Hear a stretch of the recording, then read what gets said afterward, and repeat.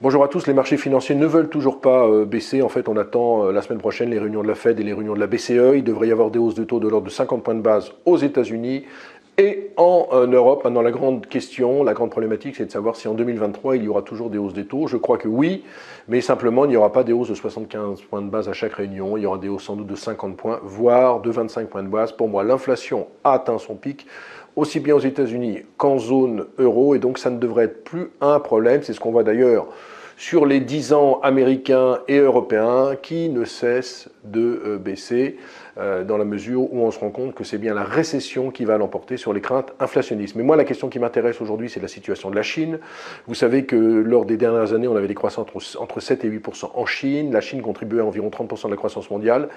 Il n'en est rien. Je pense que vraiment, ça va être de plus en plus compliqué pour la Chine. Alors vous allez me dire, oui, mais les Chinois en ont fini avec la politique de zéro Covid, certes, puisqu'on voit qu'il y a des allègements de plus en plus importants, mais il y a deux gros problèmes en Chine. Le premier, c'est un problème structurel avec un secteur immobilier qui va mal. Il représente entre 20 et 25% du PIB chinois et ça va mal. Il y a des promoteurs qui sont en faillite. On estime que la dette des entreprises non financières représente 270% du PIB. Donc il y a vraiment un gros problème autour du secteur immobilier chinois. Et puis l'autre grand problème, il est important, il est là, il est vraiment structurel. C'est le problème de la natalité. On estime qu'en 2025, il y aura plus de morts que de naissances en Chine. Donc il y aura une décroissance de la population. Pour info, en 1948, il y avait 48 naissances pour 1000 habitants. On n'a plus que 11 naissances pour 1000 habitants. Alors c'est vrai que l'enfant unique a été aboli en 2016.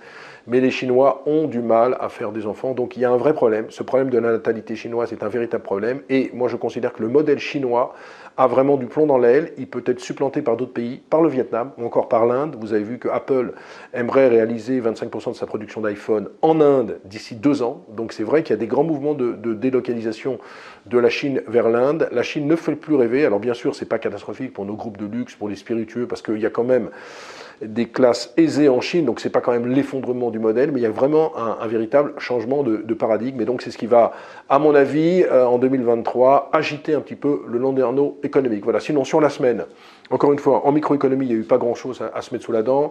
Carmat, cœur artificiel, nouvelle levée de fonds de 30 millions d'euros à 10 euros. L'action s'est effondrée. Vous ne touchez pas à ce genre de dossier. Profit warning et sales warning du côté de Kadian.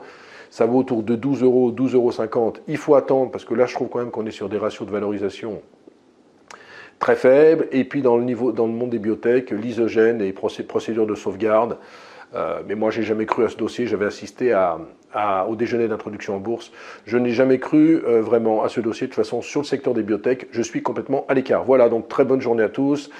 Très bon week-end. N'oubliez pas France-Angleterre ce soir samedi à 20 h. Voilà, excellent week-end. À la semaine prochaine.